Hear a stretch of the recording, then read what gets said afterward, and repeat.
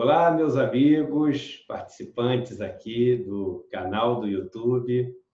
É muito prazer ter vocês de volta aqui para mais um bate-papo. Bate-papo hoje super especial. Não é sempre que eu tenho aqui a honra de ter um cara que manja tanto aí de economia, de gestão governamental, de finanças públicas. Esse cara tem um histórico que fala por si só.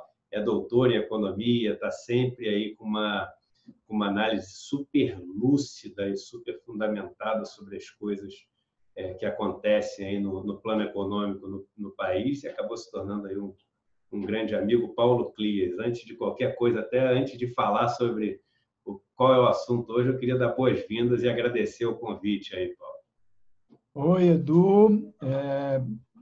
Boa tarde, obrigado pelo convite. Boa tarde também para todos os ouvintes do seu canal.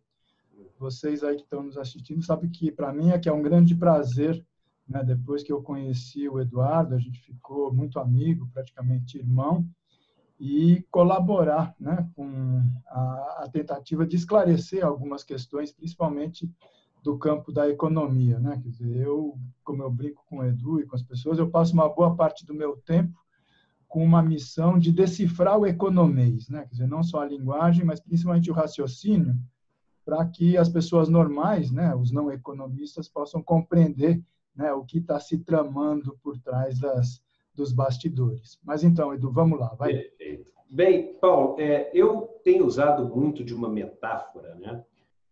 Que o Brasil ele foi colocado de joelhos como refém diante da iniciativa privada, num plano literalmente arquitetado. Assim, né? Desde a emenda constitucional 95, a gente estrangulou a capacidade do Estado de investir, e não existe crescimento sem investimento. Por definição, para você gerar nova riqueza, você hoje tem que abrir mão de alguma riqueza que você tenha, né? E ao fazer com que o Estado não possa abrir mão da riqueza dele, a iniciativa privada se colocou como a única capaz de gerar o crescimento que o país precisava. E aí, como alguém que assalta um banco e começa a ter um monte de reféns ali dentro do cofre, ela começou a fazer as suas exigências, né? Olha só, eu só vou investir para gerar o crescimento que todos precisamos se você passar essa reforma trabalhista aqui, que faz com que os trabalhadores tenham menos direitos, que a mão de obra fique mais barata, etc. Aí o pessoal passa esse negócio e aí fala, e aí, você não vai liberar refém? Ele fala, não. Eu só vou liberar o refém se você passar a reforma da Previdência. Aí eu vou começar a investir.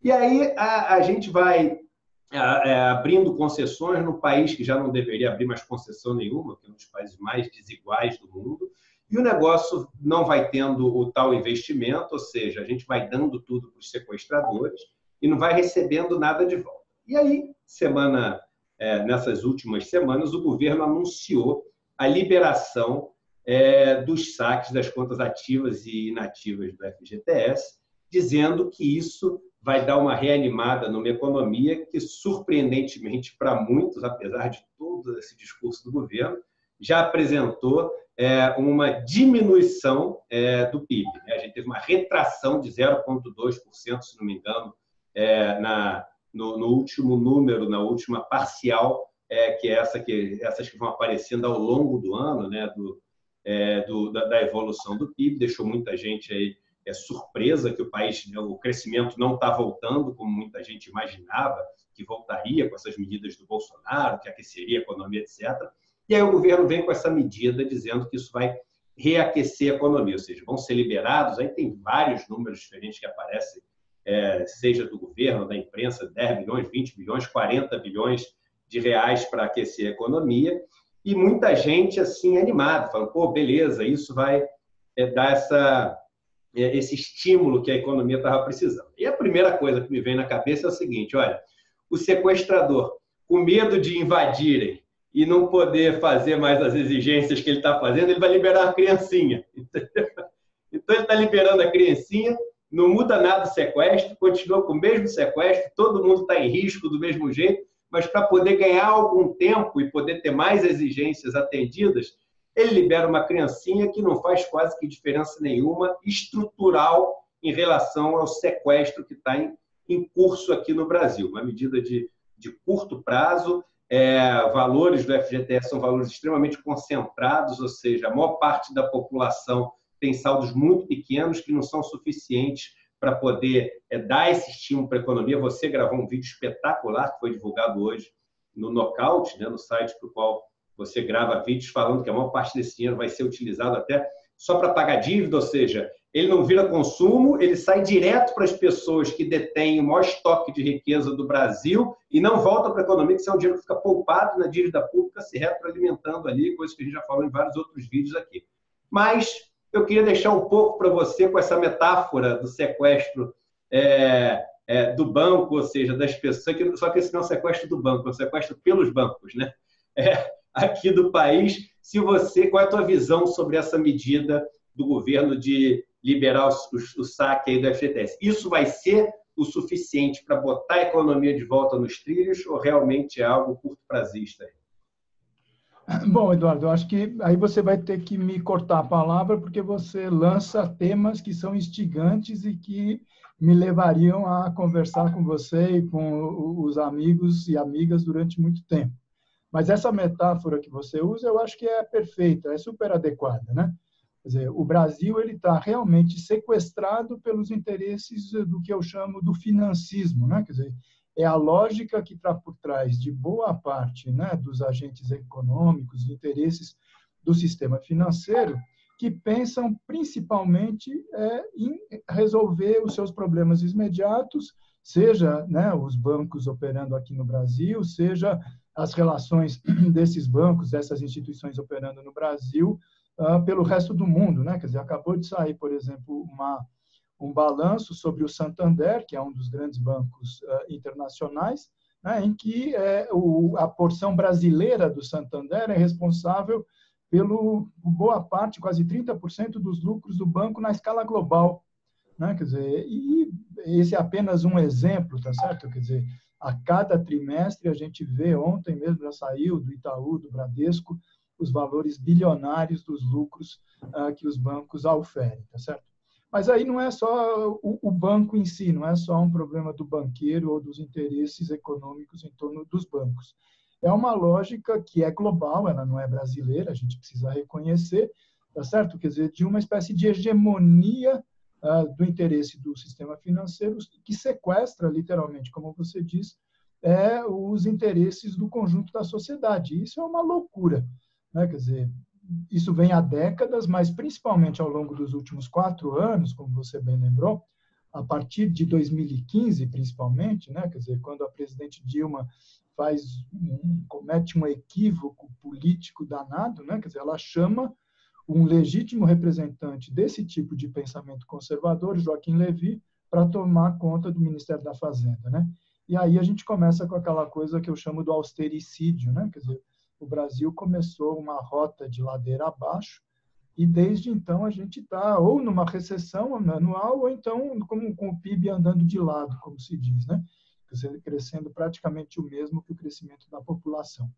E aí você deu a sequência das medidas, foi a PEC do fim do mundo, né? Quer dizer, que 20%, durante 20 anos, né, os gastos na área social, nos investimentos estão congelados, depois veio a reforma trabalhista, depois veio a tentativa primeira da reforma da Previdência com o Temer, não conseguiu, agora está essa reforma da Previdência também, já com aprovação no primeiro turno, apesar da enorme resistência, né, que a gente vai provavelmente enfrentar no segundo turno na Câmara e no Senado, né?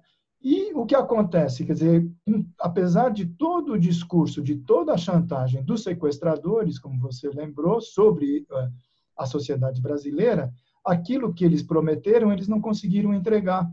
Quer dizer, na verdade, eles estavam prometendo, pelo menos para ganhar as eleições ou para obter apoio popular, que a economia ia voltar a crescer. Porque é isso, no fundo, que interessa para as pessoas, certo? E eles não estão conseguindo. Por quê? Porque o modelo econômico, né, que está por trás dessas intenções, ele é falho, né? Quer dizer, e isso não é o Paulo Klias que está falando. Quer dizer, no mundo inteiro, mesmo no coração dos países capitalistas, quer dizer, as pessoas que praticam a política econômica oficial nos Estados Unidos, no Canadá, na União Europeia perceberam que se manter fiel àquela austeridade cega, obtusa, não ia fazer com que os países, mesmo os países capitalistas do centro do mundo, saíssem daquela crise de 2008 e 2009. E eles tiveram que dar um cavalo de pau, tá certo? No carro andando, porque a máquina da economia internacional não parava, e eles tinham que romper com aquele dogmatismo que eles sempre prescreveram até então, de corte, corte, austeridade, austeridade. E o que aconteceu? Quer dizer, para sair da crise em 2009, eles perceberam, olha, só vai sair se houver uma recuperação do protagonismo do Estado. E foi o que aconteceu, né? Quer dizer, os Estados Unidos, o Tesouro americano entrou gastando exatamente no que a gente chama em economês das medidas contracíclicas, anticíclicas, que vai exatamente contra o senso comum que o Paulo Guedes, o Bolsonaro e outros economistas sempre falaram. Não pode gastar mais do que arrecada, né? O governo funciona como uma família e aquelas bobagens todas. Que, aliás, só uma parte, essa história do governo funciona que nem uma família. Você que está assistindo esse nosso vídeo aqui, tem um vídeo gravado meu com Pedro Rossi, economista da Unicamp, fantástico, onde ele desbanca esse mito de que o governo deve ser encarado como uma família. Ele dá os 3 motivos principais pelos quais essa analogia é completamente despropositada. Então, se vocês quiserem assistir, venham aqui no canal do YouTube, botem conversa, Eduardo Moreira, Pedro Rossi. Pode continuar. Não, bem lembrado. Eu vi esse vídeo teu com o Pedro e está excelente. Até me poupa de continuar desenvolvendo nessa área. Mas, enfim, o fato concreto é o quê? É que eles não entregaram o que, aqui no Brasil, o que eles estavam prometendo. E o que acontece? Quer dizer, muito provavelmente o Paulo Guedes ele está sendo pressionado pelo núcleo político do governo do Bolsonaro, é óbvio. Porque já são 7 meses de governo, quer dizer, toda aquela expectativa que foi criada, né? De que não, a partir de janeiro tudo se resolve, o Paulo Guedes é um economista competente, ele é o posto Ipiranga, porque o próprio Bolsonaro dizia publicamente que ele não entendia nada de economia, tá certo? Mas passaram para ele a ideia de que não, o Paulo Guedes vai resolver o problema, e não está resolvendo. Então, o que acontece? Quer dizer, essa medida do Fundo de Garantia é tipicamente uma medida que, se o Paulo Guedes estivesse na oposição e algum outro ministro da Fazenda, ou do Planejamento, ou da Economia, ousasse apresentar essa proposta, ele ia cair matando. Eleitoreira, populista. Irresponsável, populista, bolivariana. Por quê? Porque é claramente, quer dizer, entre aspas, entre nós, óbvio, né? Uma medida intervencionista, né? Quer dizer, é o Estado decidindo que vai pegar uma parcela de recursos que tinha uma outra destinação jurídica, institucional, e vai colocar esse recurso, teoricamente, para movimentar a economia. Então, ele está fugindo totalmente àquele preceito de que não, a recuperação da atividade econômica deve ser fruto única e exclusivamente da livre ação das forças da oferta e da demanda, né? Como diziam os manuais da macroeconomia décadas atrás. E está claro que assim não vai funcionar. Há 4 anos eles estão tentando fazer isso e não funciona. Então, o que acontece? Alguém deve ter sussurrado, né, aos olhos do Paulo Guedes ou do Bolsonaro, no ouvido do Bolsonaro, falar: presidente, eu vi lá que tem um fundo que está parado, que tem dezenas de bilhões de reais. A gente não vai usar esse recurso? E aí, provavelmente, chegou no Paulo Guedes e ele falou: realmente, vamos ter que ceder um pouquinho no nosso doutrinarismo extremado, né? E, como eu brinco, vamos pegar algumas pitadas de uma heterodoxia keynesiana aqui, para tentar ver se a economia dá uma recuperada, porque aí o campo da política, né, quer dizer, a base no Congresso, os deputados, os senadores, a base social mesmo do Bolsonaro deve estar cobrando, né? Peraí, não foi isso que a gente combinou quando eu resolvi votar em você ou quando eu resolvi fazer campanha para você. Agora, então, é uma medida... Vai lá. Desculpa, continua. Não, fala, vai lá. Eu ia falar o seguinte, que, novamente, eu assisti o seu vídeo do Nocaute, estou fazendo um convite a todo mundo aqui para assistir, que é um vídeo fantástico, mas ele me colocou outra pulga ainda atrás da orelha, Paulo, que foi o seguinte: você fala muito bem, você conta, eu ia até pedir para você contar um pouquinho agora, a história do FGTS. Para que existe o FGTS? Qual é a função? Tem um dinheiro para lá que a gente descobriu do nada? Não é isso. Ou seja, o FGTS ele é um fundo que garante quando o trabalhador está numa condição onde, teoricamente, ele não teria poupança, e para ter aquela segurança de ter alguma poupança, o governo faz meio que uma poupança compulsória para ele, ou seja, ele faz com que ele tenha uma poupança compulsória da empresa que o empregou durante o tempo, está colocando ali um pedacinho todo mês para quando ele estiver desempregado há muito tempo, ou ele tiver acabado de sair de um emprego, ou está com problema de saúde, etc., mais sério, ele tem uma poupança ali para garantir ele. E esse valor que fica todo poupado no fundo, esse valor é utilizado para financiar obras de infraestrutura, obras da construção civil e etc. e tal. Quando você resolve liberar nessa medida curto-prazista, que a gente está falando até eu só não vou chamar de eleitoreira, porque a gente não está tendo nenhuma eleição agora, mas meio populista, ou seja, para mexer mais com a opinião pública do que efetivamente uma mudança estrutural da economia, você tem dois problemas imediatos, que são o seguinte: primeiro, a gente está num país com um número de desempregados enorme, pessoas recebendo muito pouco dinheiro e com um futuro tenebroso à frente. E a gente está chegando para essas pessoas e falando assim, o pouco que você tem de garantia como uma poupança para um momento importante é o seguinte: saca e limpa. Ou seja, esse negócio não é que não tem consequência, ele tem uma consequência de uma menor segurança para a vida das pessoas num país que está com um futuro perigoso pela frente. E o segundo motivo, e aí eu lembro aquela história que eu falei de estarmos reféns da iniciativa privada, é o seguinte: ao secar, ao drenar os recursos que estão lá administrados pela Caixa, né? O FGTS é administrado pela Caixa, para poder financiar obras de infraestrutura e da construção civil, etc., o que acontece? Você tem o Estado não podendo mais intervir nisso através da Caixa Econômica Federal. Quem é que, então, vai dar o dinheiro para a construção civil? Quem é que vai dar o dinheiro para as obras de infraestrutura? Vai ter que ser a iniciativa privada. Ou seja, em mais uma medida, óbvio que como uma consequência indireta disso, mas mais uma medida que você tira poder do Estado e dá mais poder para a iniciativa privada, da gente ficar na mão das taxas que eles vão oferecer para a infraestrutura, de que eles vão oferecer para a construção civil. Ou seja, cada vez mais, toda medida do governo é nessa linha de tirar para frente poder do Estado e deixar tudo na mão da meia dúzia de pessoas e empresas que tocam esse país. Ficou isso quando eu ouvi aquele vídeo do nocaute, mas voltando a palavra aí para você. Não, você tem toda a razão. Quer dizer, essa é mais uma medida desse processo lento, longo e penoso de desmonte, né?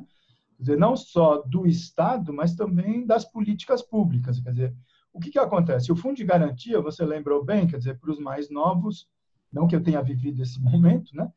Ele foi instituído logo depois do golpe militar de 1964.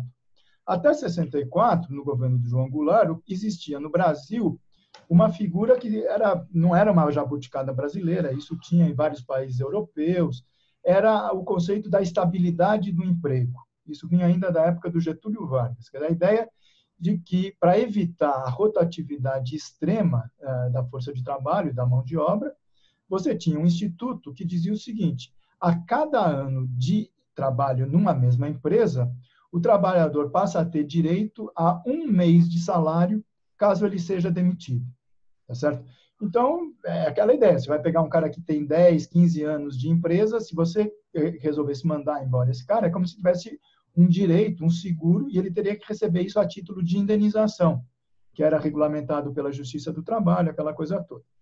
Quer dizer, vocês imaginam o quadro político da derrubada do governo João Goulart, a prisão, o exílio, a ditadura instalada, e alguns anos depois, acho que foi em 1966, se não me engano, eles acabaram juridicamente com a estabilidade, né? Quer dizer, a liberdade total, né, para o capital, e o trabalho, né, quer dizer, estava totalmente subjugado, as lideranças presas, os sindicatos sob intervenção, e meio que para se desculpar, entre aspas, mas também, por outro lado, para uma modernização conservadora do sistema financeiro, o regime fez uma espécie de compensação.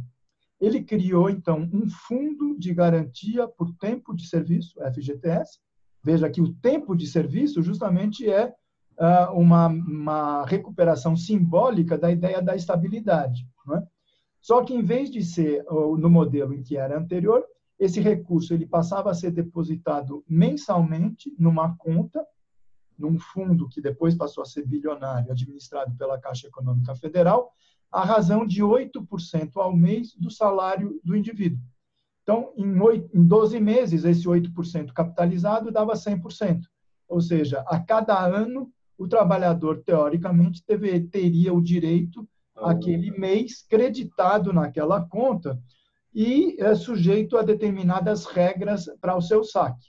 Esse modelo foi evoluindo, imagina, são 55 anos, 53 anos já, mas basicamente a ideia é o quê? Se ele é demitido por justa causa, ele pode sacar esse recurso que ele tem no fundo de garantia. Como a dinâmica econômica ela é muito mais imponente do que as demissões, o que aconteceu? Quer dizer, ao longo dessas décadas todas, esse fundo ele foi sendo muito mais creditado do que sacado, é óbvio, né? Quer dizer, você teve um crescimento enorme da formalização da mão de obra, né? Quer dizer, a CLT passou a valer para setores até então, desde a década de 60, que não existia, etc.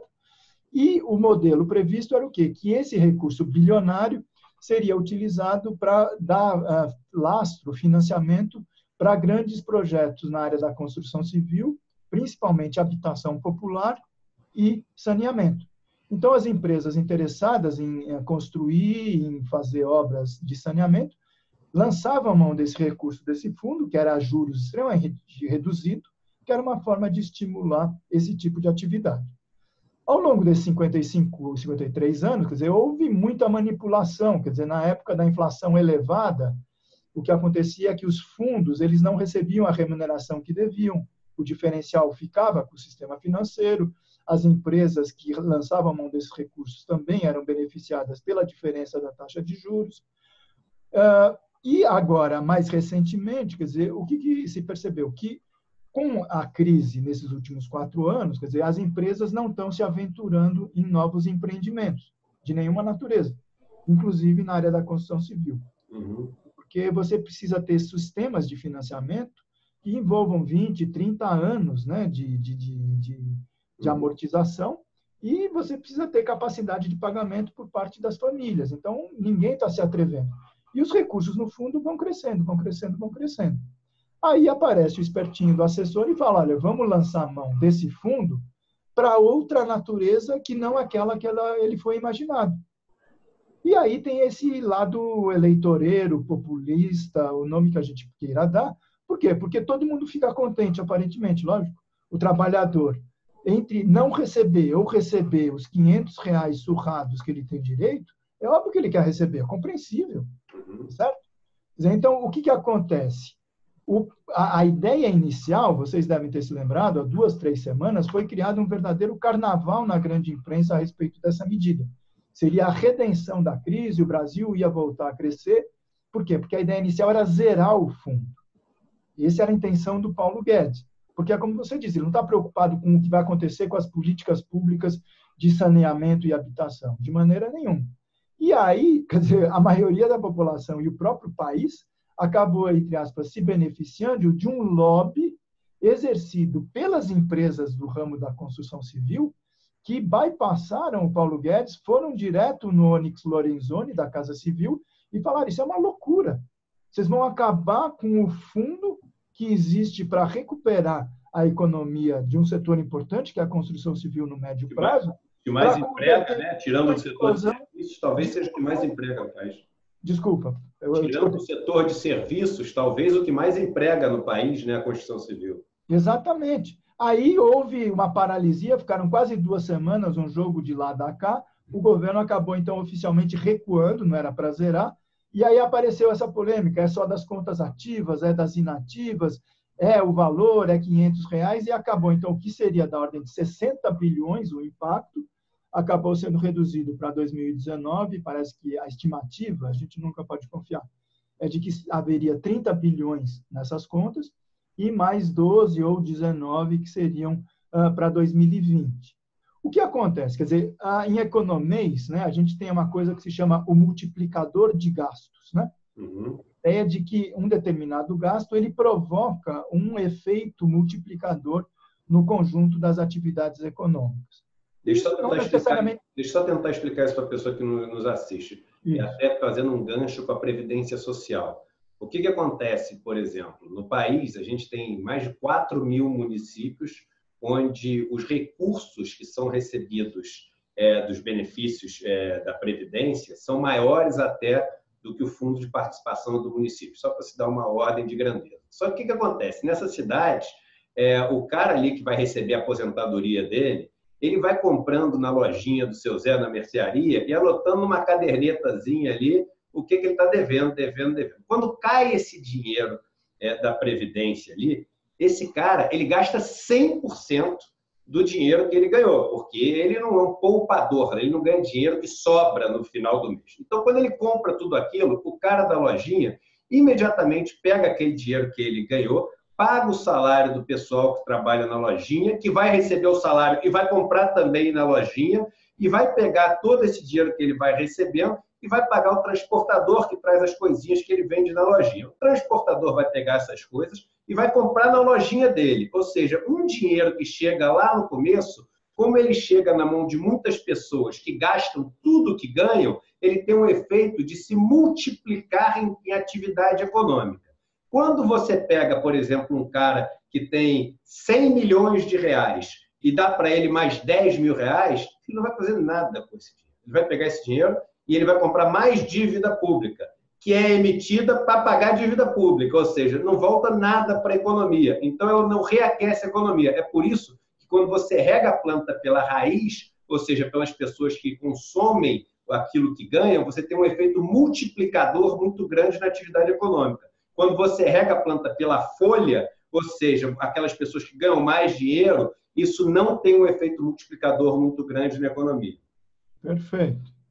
Exatamente isso que o Edu acabou de explicar para vocês. Então, essa é a grande diferença. Quer dizer, o recurso do fundo de garantia, vamos dizer, na situação ideal, o que seria? Quer dizer, uma empresa empreendedora da construção civil vai lá no fundo e pega, vamos dizer, o valor de 1.000. Né? Esses 1.000, vamos dizer, se ela vai fazer um empreendimento, quer dizer, ela tem que contratar uma empresa de engenharia para fazer o projeto, ela vai contratar as empresas fornecedoras do material da construção civil, o cimento, a areia, as portas, as janelas, os vidros, ela vai contratar trabalhadores para trabalhar nesse projeto, etc. Então, você tem um efeito em cadeia de que aquele recurso está gerando, né, atividade econômica e outros recursos em outras áreas em cadeia. No caso contrário, quer dizer, quando você pega esse recurso e deposita na conta, por exemplo, do trabalhador, como essa medida, o que acontece? Tem estimativas dizendo que provavelmente 40% a 50% desse volume total não vai para consumo. Por quê? Porque a grande maioria das famílias, assim como as empresas e as famílias de baixa renda, elas estão endividadas. Ou endividada com o banco, ou endividada com a agiota, ou endividada com o comércio, como o Eduardo falou, ou endividada com amigos. Por quê? Porque a grande maioria está desempregada, a grande maioria está subempregada, está com renda abaixo do que mereceria, o que estaria disposto, e as despesas mensais não param, né? Quer dizer, o aluguel, o transporte, as despesas com alimentação, etc., elas seguem. Então, esse recurso, muito provavelmente, ele vai ser o que a gente chama no economês esterilizado. Né? Quer dizer, o cara vai pagar a dívida e não vai ter nenhum efeito, tá certo? Nem de consumo ou nem do ponto de vista do multiplicador. O que acontece? Uma parte disso, eventualmente, pode ir para consumo, tá certo? Né? Quer dizer, não é 100% que vai para a dívida. Mas aí vem aquilo que os economistas, eles também gostam de imagens, como o Eduardo, né? Não só do sequestro, mas é aquilo que se chama do voo de galinha, né? Quer dizer, todo mundo sabe que a galinha não voa, ela dá uns saltos e para logo ali, porque ela é muito pesada, né? E apesar de ser ave, apesar de ter asas, ela não voa como os passarinhos. Então, o que acontece? Quer dizer, você pode ter algum efeito de dinâmica da economia no curto prazo de dar um saltinho, né? Então, algum nível de consumo acontece, mas logo ali, daqui a alguns meses, esse negócio volta para a atividade anterior. Por quê? Porque a gente está com aquilo que se chama uma elevada capacidade ociosa. Vamos traduzir, o que é isso? As empresas, como há 4 anos a gente está nessa estagnação completa, elas não têm investido. Além de não ter investido, elas reduzem a sua capacidade de produção. Por quê? Porque não tem gente para comprar aqueles produtos, tá certo? Então, isso se chama uma redução da capacidade, um aumento da capacidade ociosa. Quer dizer, fica, por exemplo, uma empresa que podia trabalhar em 2, 3 turnos de 8 horas para produzir 1.000 unidades, por exemplo, por mês, ela está trabalhando só com um turno, né, 100 horas extra, produzindo 200, 300 unidades por mês. O famoso hiato de produto, né? Como?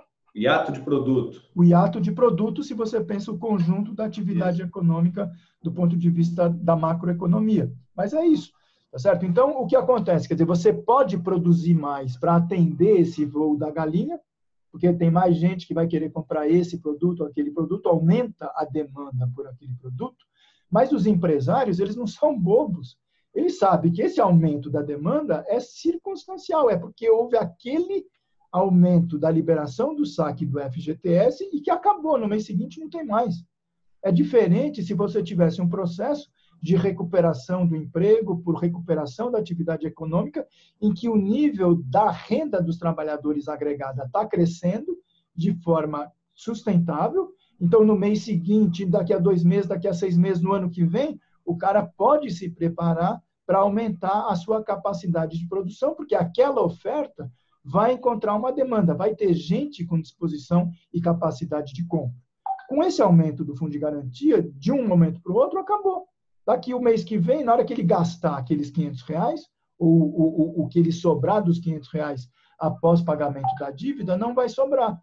O que aconteceu? A gente queimou um potencial de crescimento de uma atividade importantíssima, que é a atividade da construção civil, tá certo? E o que a gente poderia ter feito, na verdade? Quer dizer, o governo, em primeiro lugar, ele precisa reconhecer que existe uma situação de penúria, de miséria da grande maioria da população, que ele não reconhece, tá certo? E estabelecer políticas públicas, que não o fundo de garantia, para atender essa circunstância emergencial. Você tem que ter recurso público para liberar as pessoas dessa situação de endividamento e de agravamento da sua própria crise, tá certo? E deixa o fundo de garantia para o que ele precisa existir, que é o financiamento da atividade da habitação e do saneamento. É muito interessante esse ponto que você falou, e as pessoas terem sempre na cabeça o que é mudança estrutural e o que é mudança pontual. Dando um exemplo, assim, usando o gancho, que nem privatização, né? Privatização é um dinheiro que entra ali só quando você vende aquela empresa, né? Então, muita gente fala assim, vamos vender essas empresas que vai gerar 150 bilhões de reais. Vai zerar o déficit desse ano. Só que no ano que vem, você não é uma mudança estrutural. No ano que vem, você não tem, você continua com 150 bilhões de déficit, principalmente porque são empresas que davam lucro. Na verdade, talvez com déficit ainda maior, porque você não tem o lucro dessas empresas.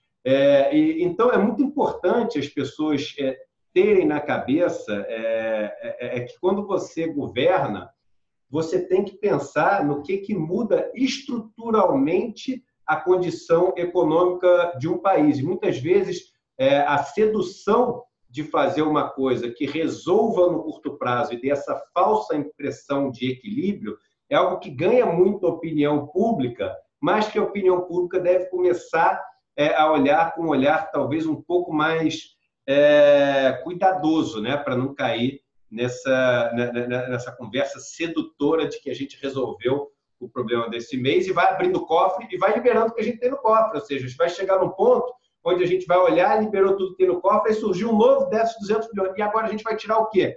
Nada. E vai fazer a mudança com o quê? Não dá para fazer nem mais mudança em nada, porque não tem mais nada. Ou seja, a gente perdendo as armas que a gente tem para lutar contra a falta de crescimento, para lutar contra os problemas estruturais que a gente tem no Brasil, é algo muito perigoso, né?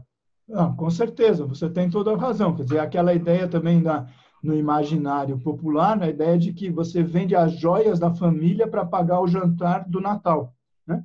E se isso não cabe nem no âmbito da família ou da empresa, muito menos no âmbito do governo, porque as pessoas ficam condoídas, dizendo, coitado, realmente o governo não tem mais dinheiro para fazer isso, o governo não tem mais dinheiro para fazer aquilo. O isso, aquilo significa o quê? Saúde, educação, assistência social, nesse caso que a gente está falando das famílias endividadas na penúria, ou investimentos em infraestrutura, o que seja. Mas o que significa essa frase? O governo não tem mais dinheiro. A gente tem que parar para pensar, porque daquele vídeo mesmo que você gravou com o Pedro Rossi, quer dizer, o governo ele tem um potencial, tá certo? Seja o governo do Brasil ou de qualquer outro país organizado do mundo, que nenhum de nós, pessoa física, nem empresas, tem. Ele tem uma coisa que se chama o monopólio da moeda. A gente tem o real. E esse monopólio é da Casa da Moeda, é do Tesouro Nacional e do Ministério da Economia. Se eu resolver criar uma moeda do Paulo Clias, ela não vai ter credibilidade nenhuma. O governo tem um outro potencial, ele pode lançar títulos da dívida pública, que é exatamente isso que serve. Quer dizer, tem todo o lado da política monetária, que isso é servido, mas qual é a ideia de... Qual é a taxa em que ele vai se endividar? Olha só. Qual é a ideia quando como é que vai ter que ser igual a família? Quando apareceu lá, historicamente, a ideia do título da dívida pública. Era exatamente isso, quer dizer, um determinado governante de plantão, num certo momento, queria fazer gastos, por exemplo, de investimento, de infraestrutura, etc., e não tinha recursos. Quais são os recursos? Impostos. Então, o que ele faz? Ele lança um título de crédito, que é credere, né? Quer dizer, é acreditar. Eu estou te dando um título e você acredita que daqui a X anos eu vou te devolver aquele dinheiro com uma taxa de juros correspondente. E na hora que o governo lança esse título, o setor privado, a sociedade, o que seja, oferece recursos à vista para o governo. Então, ele não precisa de imposto, ele lança esse título, recolhe esse recurso, faz os investimentos e acredita que, provavelmente, no médio e no longo prazo, como esse investimento ele ativa a atividade, reativa a economia, ele vai receber retornos, além do retorno social, óbvio, né? Pelos benefícios que ele está sendo gerado na sociedade, mas retornos financeiros, na forma dos tributos. Porque qualquer atividade econômica gera imposto e gera tributo para o governo. E ele vai poder, então, devolver, até com folga, aqueles recursos daquela dívida que ele começou, tá certo? Então, o governo não ter recurso é uma falácia. Ele gera o recurso na hora que ele quiser, da forma que ele quiser.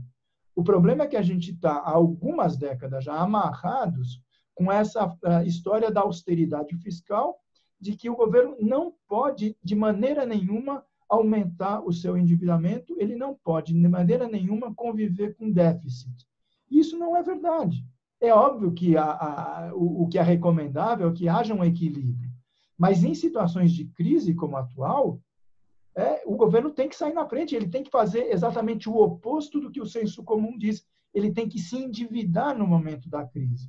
Veja o caso dos Estados Unidos, por exemplo. Depois da crise de 2009, as pessoas não falam isso, mas a GM, que é a General Motors, né, uma das grandes companhias simbólicas do capitalismo no mundo ocidental, ela passou a ser uma empresa estatal, porque ela estava quebrando e o governo dos Estados Unidos, o Tesouro, teve que botar dinheiro para evitar a quebra da empresa.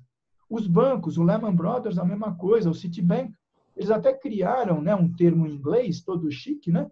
Too big to fail, né? Quer dizer, olha, essas empresas elas são tão grandes que nós, estados, né, o Estado norte-americano, não podemos deixar que ela quebre. E é verdade, porque o efeito social e econômico de uma quebradeira generalizada no sistema financeiro ou de uma empresa como a General Motors, para dar um exemplo, é muito grande. Então, o que eles fizeram? Eles saíram gastando, quer dizer, a pátria-mãe do capitalismo, fazendo exatamente o oposto, já há 10 anos atrás, do que o Paulo Guedes insiste em fazer aqui. No Banco Central Europeu, a mesma coisa. Quer dizer, os caras, além de gastar, eles tinham taxas de juros negativas. A nossa taxa de juros, durante 2 décadas, ficou sendo a campeã mundial, a taxa mais alta do mundo. Então, só para fechar, quer dizer, o governo ele pode ter recursos. E está provado, mesmo no campo do conservadorismo da macroeconomia, que não precisa ser esse dogmatismo que o Paulo Guedes está querendo implementar no Brasil. Nos outros países, não. Quer dizer, você tem uma espécie de relaxamento, entre aspas, da política monetária, e você tem a percepção de que se o Estado não toma à frente o protagonismo de dar a direção do crescimento econômico, o efeito ele vai ser muito menor do que só se deixar as livres forças de mercado. A gente está 4 anos esperando a fadinha das expectativas, como se diz, dar o toque do crescimento. E o crescimento não vem, né? E para finalizar, Paulo, senão o nosso vídeo aqui, que tem assunto para caramba para falar, fica muito longo, aí o pessoal não consegue assistir todo. A gente pega, e o governo vai lá, pega e oferece... Opa, calma aí que saiu aqui. Pronto. Deixa eu ligar novamente. Eu estava te ouvindo o tempo todo. Tá. Então, vamos lá. O governo pega e fala o seguinte, olha, vamos fazer uma reforma da Previdência. Ah, como é que é essa reforma da Previdência? É o seguinte, você vai ter que trabalhar por mais tempo, você vai ter que pagar mais contribuição, e quando lá na frente você se aposentar, se você se aposentar, você vai ganhar 60% só da média que você teve. Ah, é? Então todo mundo vai contribuir? Vai todo mundo contribuir. Mas vem cá, e os bancos? Ah, não. Os bancos, eu estou armando aqui um negócio para eles pegarem todo o dinheiro da capitalização, eles vão ter provavelmente que pagar menos contribuições, porque a gente está tentando também diminuir as contribuições nesse regime de capitalização. Então, para os bancos é só coisa boa? É só coisa boa. Não, mas olha só, tem aqui essa liberação do saque do FGTS. Como é que é? Não, as pessoas vão poder resgatar, a maior parte delas está endividada, e aí elas vão pegar e fazer o quê? Pagar para os bancos. Ah, então para os bancos é bom também? Para os bancos é bom também. Aí tem a reforma trabalhista. Como é que é a reforma trabalhista? Não, na reforma trabalhista agora fica muito mais difícil o cara entrar com uma ação contra os bancos. Aí quem é um dos maiores devedores que tem mais ações? Os bancos. Ah, então é bom para os bancos também? É bom para os bancos também. Como é que pode, num país que existe esse discurso de que todo mundo tem que ajudar, todo mundo tem que dar sua parcela de contribuição, que é o discurso do Bolsonaro, que é o discurso do Paulo Guedes, aquele que acumula mais riqueza e que não gera riqueza, porque o sistema financeiro do Brasil ele não é estimulador de gerar riqueza, porque com a taxa de juros que a gente tem, ninguém pega dinheiro para produzir riqueza no Brasil, o pessoal só pega dinheiro ou para sobreviver ou para rolar dívida, porque você não pega dinheiro para gerar riqueza 10% ao mês. Como é que pode esse setor ele ser beneficiado em todas as medidas, ou seja, além de já ser o setor mais lucrativo em relação a todos os outros países do mundo, esse setor financeiro no Brasil, nenhum lugar do mundo é tão lucrativo como esse, quando a gente faz a tal austeridade, não só ele não contribui, como todas as medidas beneficiam e vão na direção de aumentar o lucro deles. É só coincidência? É uma teoria da conspiração? É o Eduardo que tem raiva do sistema financeiro? Ou isso é isso mesmo? Me fala um pouco, senão fica parecendo que o Eduardo é o conspirador aqui. Não. O Eduardo tem um aliado na conspiração aqui, que é o Paulo Clia. Você não está sozinho, não. Estamos juntos. Não, mas a sua pergunta, ela se autorresponde, né, Edu? Porque essa é a pergunta que a gente sempre se faz, né? Só que aqui no Brasil, a gente tem uma mania péssima de naturalizar coisas que são extremamente estapafúrdias, extravagantes e prejudiciais, né? Quer dizer, você trabalhou muito tempo no sistema financeiro, você deve ter tido esse tipo de experiência também. Eu, quando conversava com pessoas que trabalhavam, por exemplo, em tesouraria de bancos internacionais, eu morei uns anos fora do Brasil, eles não acreditavam. Quer dizer, a meca de todo grande dirigente de instituição financeira era vir para o Brasil, para saber como é que se dá esse tal dessa multiplicação dos pães das finanças no Brasil. Porque era uma loucura, e continua sendo uma loucura, como você disse. Né? Quer dizer, tem aquela música que diz que está tudo dominado, né? E eu acho que é um pouco nessa linha. Quer dizer, entra governo e sai governo, mas o sistema financeiro, a lógica do financismo, ela se consolidou e ela tomou conta de corações e mentes das pessoas, dos meios de comunicação, da alta tecnocracia dos diversos governos. Porque todo mundo acha que é assim mesmo e que é assim que é natural. Quer dizer, os bancos são as únicas empresas de um setor que apresentaram seguidamente lucros bilionários nos últimos 30 anos. Enquanto empresas faliram, o Brasil apresentou uma tendência terrível da desindustrialização, a gente perdeu capacidade industrial, etc. Nesse período todo, as pessoas desempregadas, a tragédia, né, do subemprego, enfim, a penúria da vida nas grandes cidades, mas tem um único setor que não foi absolutamente afetado, muito pelo contrário.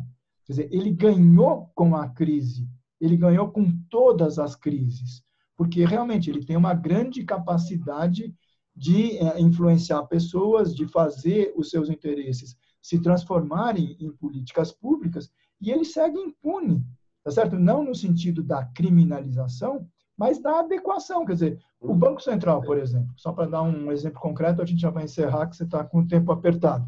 O Banco Central deveria zelar pelos interesses da maioria da população, que não são banqueiros, nem empresas, nem pessoas, e fiscalizar, entre outras coisas, os excessos cometidos pelos bancos, por exemplo, os chamados spreads, né?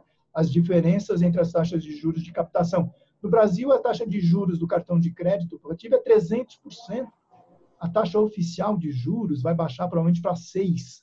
A gente está falando de 294% a mais, Eduardo. Eu faço, só para quem está nos ouvindo, eu faço nas minhas palestras uma comparação que é o seguinte: vamos supor que você ganhou R$5.000, tem R$5.000 na poupança, aplicado na caderneta de poupança. Aí você tem que passar um cheque ali, você passa um cheque de R$5.000, porque você tem uns R$5.000 na poupança, você fala assim, eu vou passar aqui, amanhã eu vou baixar da minha caderneta de poupança para poder quitar esse negócio no cheque especial. E aí você se esquece. Esqueceu de quitar o negócio do cheque especial. E esquece durante 5 anos esse negócio. Aí um dia o banco te liga e fala assim, olha só, o dinheiro que você pegou no cheque especial, ele está há 5 anos acumulando. Aí a primeira coisa que vem na sua cabeça é o seguinte, meu Deus, eu 5 anos acumulando essa dívida, mas eu não vou me preocupar, porque eu tinha um dinheiro aplicado também, então meu dinheiro está rendendo também. Então, pô, minha dívida subiu, meu dinheiro rendeu também. Pois bem, os seus 5.000 aplicados, tá? Depois de 5 anos na caderneta de poupança, eles vão virar R$7.000, tá? Os 5.000 que você deve no cheque especial, eles vão virar, sabe quanto? R$500 mil de dívida. E aí, agora vem a parte boa da história. O banco, sabe quanto o banco é o seguinte, ele teve que pagar R$2.000 dos 5 para 7 e ganhou R$495 mil. Você sabe quanto que ele colocou de dinheiro nessa? 0! Ele não colocou nada de dinheiro e ganhou R$500 mil. Só que esses números que eu estou falando são números reais, são exatamente estes números. E aí você vai falar, mas ninguém deixa 5.000 e fica. Mas quando você pega todas as pessoas que estão no cheque especial, uma saiu, outra entrou, uma saiu, outra entrou, uma saiu, outra entrou, é exatamente isso que acontece. Não é nada diferente disso. Ou seja, sem colocar 1 centavo, o banco ganha esse valor monstruoso que eu estou falando para vocês, de 5 para 7 contra 5 para 500 mil, ele ganha esse valor por causa desse absurdo que é o sistema financeiro no país, né? Exato, é o parasitismo financeiro, tá certo? E que recebe como apoio, vamos dizer, a chamada cara de paisagem do Banco Central, que nada faz, né? Não é que você tem que estatizar banco, ninguém está falando nada disso. É regras mínimas civilizatórias de convivência, tá certo? Então, regula, né, o quanto você pode ter de spread, estabelece regras, tá certo? Para evitar que você tenha justamente essa expoliação, né? Quer dizer, por que as pessoas vão pagar a dívida com esse recurso da FGTS? Porque elas estão absolutamente na penúria, porque não tinha dinheiro, né? E como o Eduardo falou, recorre de alguma maneira a alguma instituição que vai poder socorrer, tá certo? E acaba que você gera dívida sobre dívida sobre dívida e fica meramente no circuito financeiro. Precisa ser necessariamente assim? Não. Quer dizer, você tem uma série de outros países que têm uma convivência, não que o sistema financeiro seja bonzinho, não é isso, mas eles são regulados. Isso, ele cumpre um papel. Um outro papel na sociedade, tá certo? Beleza. Paulo, muito obrigado. Sempre uma aula, não só para as pessoas que nos assistem, mas para mim também. Eu gosto de fazer esses negócios. É uma maneira de eu pegar uma aulinha de graça aí com o Paulo Clias. Muito obrigado aí para você. Eu agradeço, Edu, e estamos a postos aqui para algum outro momento. Um abraço forte. Valeu, um abraço.